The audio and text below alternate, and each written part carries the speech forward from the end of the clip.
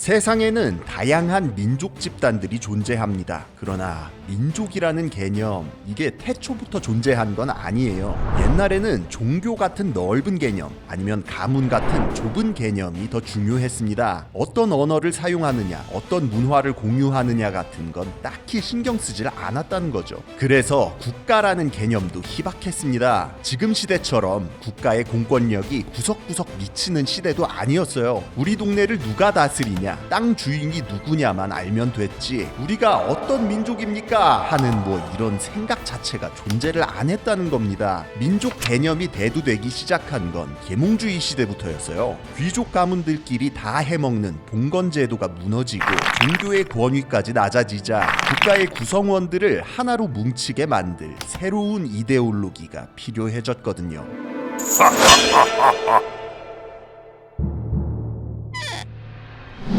프랑스 대혁명을 기점으로 프랑스가 근대 민족 국가로 재탄생했습니다. 나폴레옹에 의해서 이 바람이 전 유럽으로 퍼지며 새로운 패러다임으로 자리 잡았죠. 다음 타자는 신성 로마 제국이었습니다. 지금의 독일이요, 신성하지도 않고 로마도 아니고 제국도 아니다 라는 말 들어보셨죠? 종교도 봉건 전통도 의미 없어진 계몽주의 시대, 이미 구심점이 사라져 껍데기만 남은 이때의 신성 로마 제국을 표현하는 말입니다.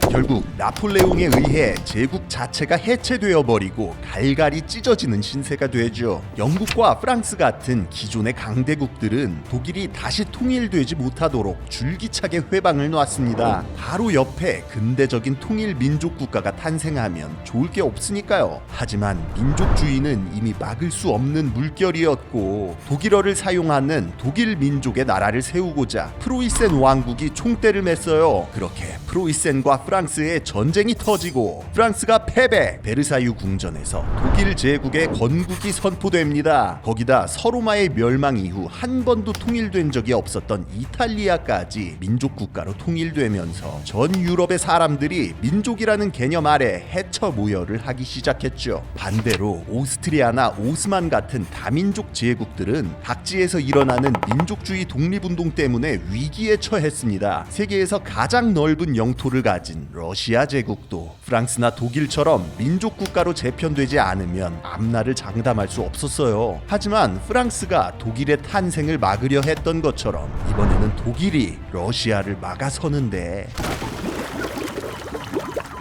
흔히 우리가 러시아인들을 슬라브족이라고 부르죠. 유럽의 다른 민족 집단들이 각각 민족 국가를 형성하고 있을 때 유독 슬라브 민족들은 이게 잘 안 되고 있었습니다. 독일과 오스트리아, 오스만, 러시아 사이에 끼어 있어서 이리 터지고 저리 터지는 상태였거든요. 엄밀하게 러시아인들은 동슬라브족에 속합니다. 그리고 같은 동슬라브 계통 민족들로는 벨라루스인들과 우크라이나인들이 있어요. 키이우 루스에서 시작하는 같은 역사를 공유하고 있고, 한때 몽골인들의 지배를 받았는데 다른 말로 루스인 또는 루테니아인이라고도 불립니다. 1차 세계대전이 터지면서 독일이 프랑스와 러시아를 동시에 공격, 러시아는 탈탈 털리며 서부를 다 내줘버리게 되는데요. 이때 여기서 새로운 변수가 등장합니다. 바로 공산주의. 전쟁 중에 러시아 황실이 무너지고 볼셰비키가 정권을 잡아버린 거예요. 민족 개념까지 부정하는 러시아 공산당은 일단 내부 정리부터 하기로 합니다. 볼셰비키의 수장이었던 블라디미르 레닌은 핀란드와 발트 3국은 물론이고 우크라이나 같은 루스 지역까지 포기하면서 1차 대전에서 발을 빼버려요. 웃긴 게 이래놓고 막상 1년 만에 독일이 전쟁에서 지거든요. 러시아 입장에서는 어이없죠. 뒤늦게 조약 무효라고 하면서 잃었던 영토들에 다시 쳐들어옵니다. 그렇게 1922년 소비에트 사회주의 공화국 연방, 약칭 소련이 탄생하게 됩니다. 소련이 탄생하면서 어찌저찌 루스인들끼리는 한 국가를 이루는데 성공했습니다. 문제는 소련이 민족 국가가 아니라 공산주의 국가였다는 거죠. 공산주의에서는 민족 개념도 인정 안 하거든요. 따라서 민족 같은 얘기는 쏙 들어가 버려요. 루스인들의 제국이지만 또 그렇다기엔 애매한 그런 존재가 돼버린 겁니다.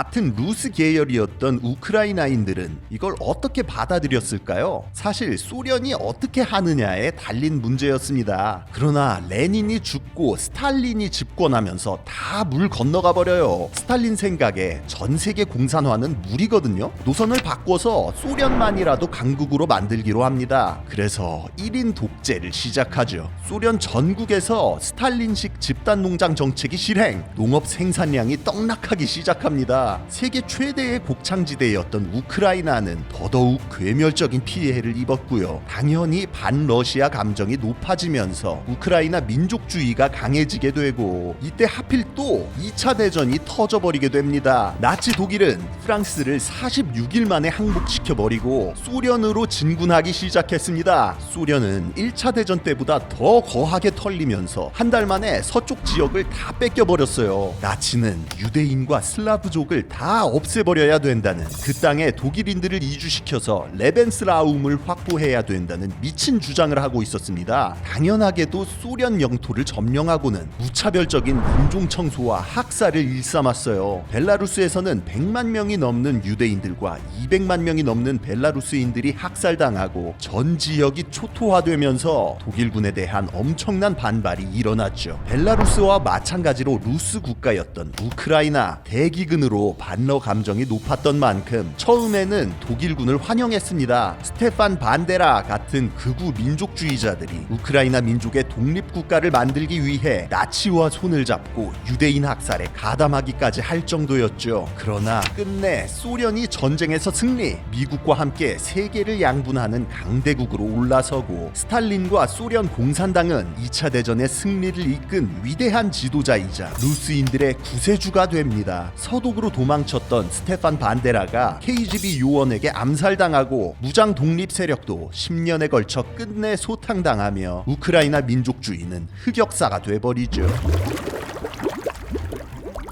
스탈린이 죽은 뒤 니키타 크루쇼프가 권력을 이어받으면서 분위기가 좀 나아졌습니다. 이 사람이 젊은 시절을 우크라이나에서 보냈거든요. 그래서 우크라이나를 좋아했어요. 원래 러시아 땅이었던 크림반도가 우크라이나로 넘어간 것도 이때였습니다. 이때는 어차피 같은 나라였으니까 큰 문제가 될 거라고 생각을 안 했던 거죠. 문제는 소련이 해체되고 나서부터였습니다. 러시아라면 치를 떨던 발트 3국이 가장 먼저 연방을 탈퇴, 조지아가 그 뒤를 이었는데요. 뿌리 깊은 반러시아 감정이 남아있었던 우크라이나도 바로 그 다음 타자로 탈퇴해버리죠. 그렇게 드디어 독립을 얻게 된 우크라이나. 그러나 동남부에는 몇백 년 전부터 소련 시절에 걸쳐 들어온 러시아계 인구가 많았습니다. 그리고 이 지역에 공업과 자원이 몰려 있었기 때문에 인구 수와는 별개로 친러와 반러가 어느 정도 대등한 상황이었어요. 동유럽 국가들과 발트 3국에는 당연히 반러 정권이 들어섰고, 러시아의 마지막 생명줄은 같은 루스 형제들 뿐이었습니다. 이럴 때만 형제래. 러시아는 미국과 협상해서 우크라이나에 있던 소련 핵무기들을 러시아로 옮겨오고, 벨라루스와 우크라이나, 카자흐스탄 등의 친러 정권을 세우면서 최악의 상황은 넘기게 됩니다. 문제는 이런 친러 정권들은 모두 예외 없이 러시아와 똑같은 권위주의 독재 정권이었다는 겁니다. 구소련 독립국들에서 친러는 곧 독재, 반러는 곧 민주주의라는 공식이 성립돼 버린 거예요. 동유럽 국가들의 탈주는 막을 수 없었지만 더 이상은 안 됐습니다. 애초에 러시아는 벨라루스와 우크라이나, 카자흐스탄을 독립국이라고 생각한 적이 없거든요. 카자흐스탄은 유목민들이 살던 땅에 러시아인들이 가서 나라 세워줬다고, 벨라루스와 우크라이나는 아예 형제민족이라 당연히 러시아의 일부라고 취급했습니다. 때문에 블라디미르 푸틴이 집권하고 나서 슬슬 정신 차리고 주변 정리에 들어갔어요. 구소련 약소국들을 상대로는 전쟁을 일으키며 세게 나오고, 유럽연합의 실세인 독일과 프랑스에는 자원을 싸게 팔아서 점수를 따는 거였죠. 전형적인 강약 약강, 일진놀이가 시작된 겁니다. 아니 형제고 뭐고 간에 이거 그냥 깡패죠. 우크라이나에서도 러시아를 경계하는 목소리가 점점 커집니다. 그렇게 독립한 지 14년 만인 2004년 대규모 반정부 시위가 일어나며 반러 정부가 들어섰죠. 유럽연합과 나토 가입이 추진되고 스테판 반데라까지 재평가되기 시작해요. 이제는 러시아계 인구들이 반발하죠. 2010년 다시 친러 정권이 들어서면서 유럽연합과 나토 가입이 백지화됩니다. 결국 2014년 2023년 말 10년 전보다 훨씬 커다란 대규모 시위가 일어나며 이듬해에는 정부가 전복돼 버립니다. 그러자 소련 시절 양도받았던 크림반도에서 독립을 선언하는 대사건이 일어나요. 원래도 러시아 땅이었고 지금도 러시아계 인구가 절반을 훌쩍 넘는 곳이었거든요. 러시아는 마치 준비라도 했던 것처럼 신속하게 군대를 투입해 크림 자치공화국을 러시아 영토로 합병시켜버렸습니다. 하지만 유럽연합의 실세는 누구다? 러시아 가스맛에 길들여진 프랑스와 독일이다. 실세들이 입국딱 해버리는 사이 러시아는 크림반도를 꿀꺽하는데 성공하고 이어서 동남부의 루한스크와 도네츠크주까지 연쇄적으로 독립을 선언. 우크라이나는 내전 상태에 접어들게 됩니다. 그런 상황에서 2019년 볼로디미르 젤렌스키가 우크라이나 제6대 대통령으로 취임했습니다. 우크라이나는 나토 가입 등을 다시 논의하고 동남부 지역의 반군을 적극적으로 소탕하기 시작해요. 젤렌스키 대통령은 코미디언 출신으로 정치적 기반이 취약했습니다. 때문에 러시아는 젤렌스키를 얕잡아 보며 슬슬 군사적인 위협을 걸어오기 시작했는데요. 2021년 초부터 동남부 국경지대와 북쪽의 벨라루스 국경지대에 러시아군이 증원되기 시작하고 결국 그렇게 2022년 초 러시아가 본격적으로 우크라이나를 침공하며 전쟁이 시작됐죠.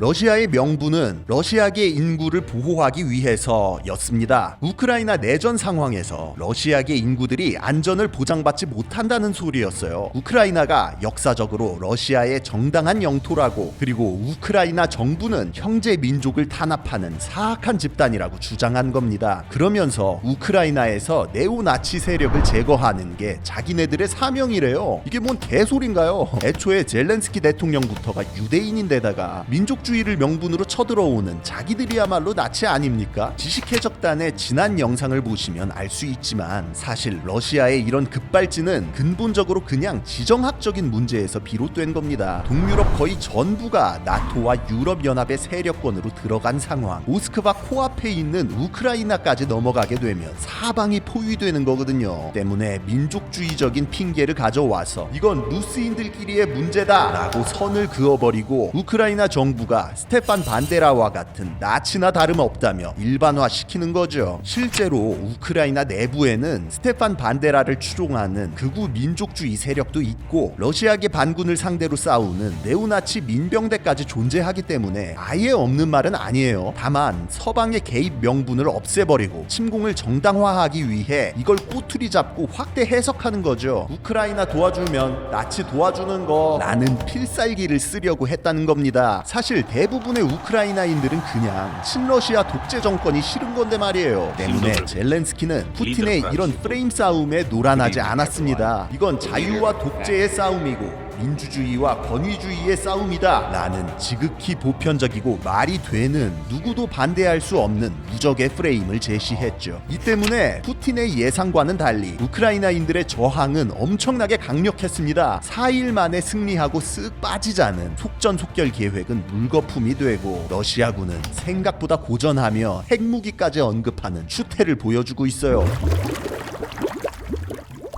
자유를 위해 싸우는 약한 나라, 공습 중에도 수도를 지키는 대통령. 아무리 우크라이나가 별 볼 일 없는 버리는 카드였다고 해도 이런 프레임이라면 서방도 가만히 있을 수 없었습니다. 일단 일반 시민들이 우크라이나를 응원하고 있어요. SNS로 다 중계되거든요. 말만 시끄럽던 미국도 초강력 경제 제재를 시행하며 러시아의 돈줄을 끊어버렸고, 일론 머스크 같은 기업 총수들도 자기들 회사를 철수시키거나 기술 지원을 하기 시작했어요. 유럽연합의 실세 프랑스와 독일도 결국 러시아를 손절하고 우크라이나 편으로 돌아섰습니다. 스위스까지 중립기업 풀었는데 뭐 지정학적인 이유로, 그리고 3차 세계대전에 대한 공포심 때문에 서방의 직접적인 군사 개입은 앞으로도 쉽지 않은 상황입니다. 그러나 우크라이나는 이미 프레임 싸움에서 승리했고 러시아는 국제적으로 회복할 수 없을 정도의 경제적, 외교적 타격을 입은 상태죠. 전쟁에서 이기더라도 잃을 게 더 많아 보이는 러시아와